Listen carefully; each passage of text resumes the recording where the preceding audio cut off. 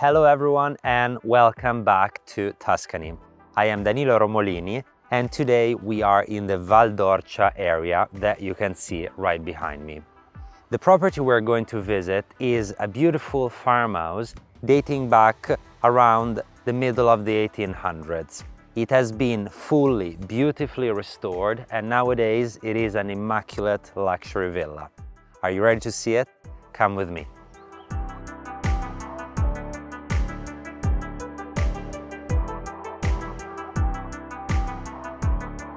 Let's start by talking about the location of the property. What's great about it is that we are just 1.5 kilometers to the town of Buonconvento with all of the main services, but at the same time we are immersed in the green, in the countryside with an easy access. In terms of location in regards to other towns, we are 1.5 hours to Florence and its airport, about 30 minutes to Montalcino, and about 35 to 40 minutes to Siena. The villa is surrounded by about 1 hectare of land, which equals to 2.2 acres. The gardens are beautifully manicured and there are lots of types of trees and plants that frame beautifully these landscapes. On the front part, we find about 50 olive trees if you would like to make your own Tuscan olive oil. While on the upper part, we find this wonderful swimming pool, which is both heated and has a salt system for filtration. As you enter the gate, on your right side, you find a large parking area with 3 spots that are covered by a roof. In terms of building, there are 2 buildings. There is the main villa, which we will see shortly, and then there is this former barn on my right, which has been fully restored, and internally it presents 2 large spaces that are also internally connected. They can be suitable either as a garage space or 2 garage spaces, or as well as a workshop or simply a storage area. As we approach the villa, we find some manicured hedges on the front, making this Italian garden. At the center, there are roses which will be soon blooming, while on the side, you see that the garden extends to this manicured lawn. In fact, at the end down there, you will also find a nice pergola right by the kitchen that I will show you inside. So one can eat outside and overlook the landscape on this view. On the lower terrace, just by the kitchen, we find the vegetable garden. As you can see, they are framed by this corten frame, which makes it really beautiful and elegant. And there are 2 terraces, this upper terrace over here and the one below on this side. At the end, you can notice that they also have a limonaia, ideal for your lemons in the wintertime. Before we see the inside of the main house, let me mention that on the back there is access to a guest apartment. It has a kitchen and living and dining area on the ground floor, while upstairs it has 2 bedrooms and a bathroom. This is ideal either for guests or even for a housekeeper. From the Italian garden, we pass below the loggia and enter inside this reception area. This is the entrance, and from here we can notice some nice terracotta on the floors and lots of natural light. There are 2 doors on this side. The first one accesses to a spacious office space with nice arched ceilings, and the second one over here is a service bathroom for all of the ground floor. From the entrance room, we directly access to the main living space. As you can see, the floors are done with resin and there is underfloor heating throughout. The house, even though it's originally a farmhouse, so generally they tend to be darker internally, there are several large openings. This is one of them. So the house is really full of natural light throughout. From the entrance over there, there are these arches and we enter into the sitting space. So there is this comfortable couch overlooking the TV, and over here the working fireplace. Through this large window, which is also a door, you can exit externally onto the garden. Then we find below the staircase this door which accesses to a service area of the house. There is the laundry room, there is a technical room for the boiler and all the heating system, and then there is an additional room which corners in the house, so it's full of natural light, where currently we find the gym of the house. However, it can be a multi-purpose room. It could even become an art studio, or even, if one likes, could be an additional bedroom.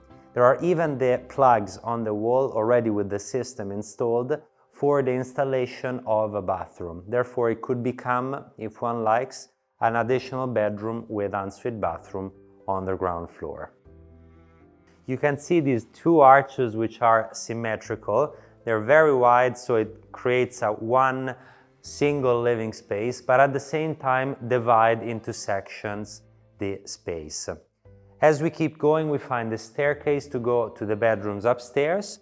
Over here we find the dining area, which is in front of this other large window giving additional natural light, and externally you can see from here there is this wonderful pergola overlooking the landscape and even the sunsets on this side, with this wisteria, and ideal for the summertime to eat outside. From the dining, we can notice down there is also another working fireplace. The kitchen as well is full of natural light. There are 3 openings over here. It is nice and spacious, divided into 2 parts. Over here there is this section with double oven, storage and the fridge, while over here there is a spacious worktop on this side and on these other parts. Storage below. This part is a gas stove with the extractor above, while on this side we find a large sink and the dishwasher. Going up the stairs in the living room, we get to the first floor where we find the 5 bedrooms of the house. As you can see, on the floor we find some beautiful dark wood boards, while on the ceilings, if you look up, you will find the original wooden beams with the terracotta tiles, which have been painted in white to give even more natural light to the space. The first bedroom is right behind me. Right now it has a double bed and it has a window overlooking the landscape. Welcome inside the primary bedroom. As you can see, it is very large. We have tall ceilings also here with the wooden beams. As you enter, you find a spacious walk-in closet, which is open plan with the rest of the bedroom. On the floor, the same wood boards all over. As you can see, on the first floor, there isn't the underfloor heating like on the ground floor. Instead, there are the splits for hot and cold. On this side, there is this long loggia which overlooks the front of the house with the Italian garden and gives additional light. Plus, it's like an outdoor terrace. As we keep going, you can see that the room flows into the bathroom. There is this large single-piece bathtub over here, and on this side, this large sink with double mirror. There are windows everywhere, and anywhere you look, you can admire the beauty of the Val d'Orcia. The bathroom keeps going on this side. There is both a bathtub and a large shower over here, and then the toilet in the end.